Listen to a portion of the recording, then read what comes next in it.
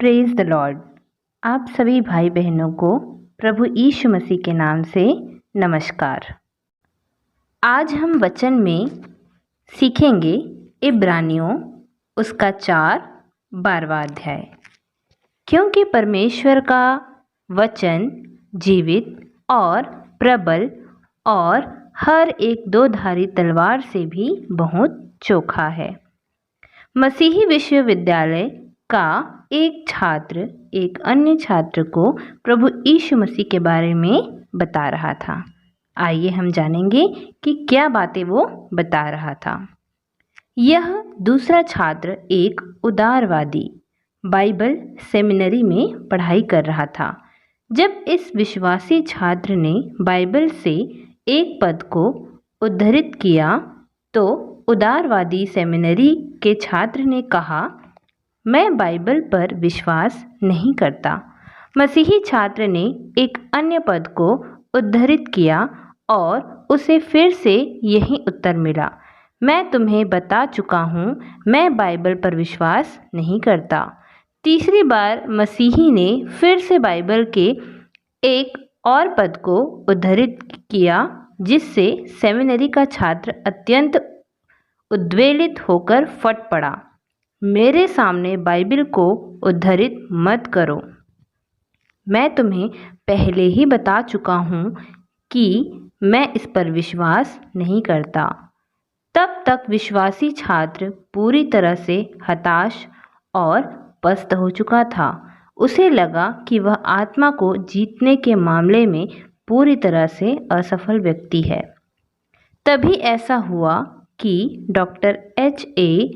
Ironside उसी रात उस मसीही छात्र के घर में आए हुए थे। भोजन की मेज पर इस मसीही छात्र ने उस सेमिनरी छात्र के साथ हुए अपने निराशजनक अनुभव को बताया और फिर उसने डॉक्टर आयरनसाइड से पूछा, यदि आप किसी को प्रभु के बारे में बता रहे हैं और वह आपसे कहे वह बाइबल पर विश्वास नहीं करता, तब आप क्या करते हैं? डॉक्टर आयरनसाइड ने एक मुस्कान के साथ उत्तर दिया, मैं बाइबल में से और अधिक पद उद्धृत करता जाता हूँ। आत्माओं को जीतने वाले व्यक्ति के लिए यह एक उत्कृष्ट सुझाव है। जब लोग कहते हैं कि वे बाइबल पर विश्वास नहीं करते, तो बाइबल में से और भी पद उद्धृत करें। परमेश्वर का वचन जीवित और सामर्थी है। यदि लोग उस पर विश्वास नहीं भी करते हैं, तब भी यह उन पर प्रभाव डालता है। मान लीजिए कि दो लोगों के बीच में द्वंद्व युद्ध चल रहा है। एक व्यक्ति दूसरे से कहता है, मैं विश्वास नहीं करता कि तुम्हारी तलवार असली स्टील की बनी हुई है। उसके बाद क्या होगा?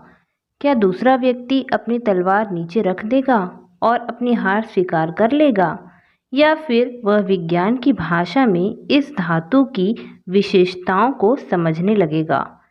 ऐसा सोचना ही हास्यास्पद है। वह अपने विरोधी पर जोरदार वार करेगा और उसे यह एहसास दिलवाएगा कि उसकी तलवार कितनी असली है। बाइबल के साथ भी ऐसा ही है। परमेश्वर का वचन आत्मा की तलवार है। इसका बचाव करने की तुलना में इसका उपयोग करना अधिक आवश्यक है।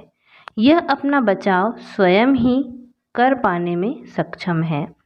मैं इस बात से इनकार नहीं करती कि यह प्रमाणित करने का भी एक अवसर होता है कि पवित्र शास्त्र परमेश्वर की प्रेरणा से रचा गया है। इस प्रकार का प्रमाण ऐसे लोगों के विश्वास को दृढ़ करने के लिए एक मूल्यवान माध्यम है जो पहले से ही उद्धार पा चुके हैं। कुछ मामलों में ये प्रमाण लोगों को उद्धार के लिए विश्वास में लाने में भी सहायक होते हैं, परंतु सामान्यतः मानवीय तर्क वितर्क से लोगों को उनके पाप का बोध नहीं कराया जा सकता। जिस व्यक्ति को उसकी इच्छा के विरुद्ध जाकर उसके पाप का बोध कराया जाता है, वह अपने ही मत में कायम रहेगा। लोगों का सामना परमेश्वर के सामर्थी वचन से कराया जाना आवश्यक है। पवित्र शास्त्र का एक पद हजारों तर्कों से अधिक मूल्य रखता है। यह बात पवित्र शास्त्र के स्थलों को मुखाग्र करने के महत्व पर जोर देती है।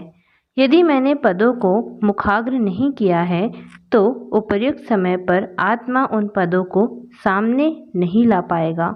परंतु मुख्य बात यह है कि परमेश्वर ने यह प्रतिज्ञा नहीं की कि वह मेरे शब्दों का आदर करेगा, परंतु उन्होंने अपने वचन का आदर करने की प्रतिज्ञा अवश्य की है। इसलिए उद्धार ना पाए हुए व्यक्ति के साथ बातचीत करते समय मुझे आत्मा की तलवार का उपयोग खुलकर करना आवश्यक है, और तब अनुग्रह के आश्चर्य कर्म के द्वारा मैं इसे पापियों को उनके पाप का बोध कराते और उन्हें मन फिराते हुए देख सकती हूँ। परमेश्वर आप सबको इस वचन से आशीष दे, और मैं आगे भी आप लोगों के लिए ही ऐसे ही हर दिन का समाचार और हर दिन के सामर्थ्य के लिए आप लोगों के लिए सुसमाचार लेकर आऊँगी। आशा करती हूँ आपको ये वचन समझ में आया होगा। आप सभी को जय मसीह की। अगर आपको पसंद आए तो लाइक और सब्सक्राइब ज़रूर करें।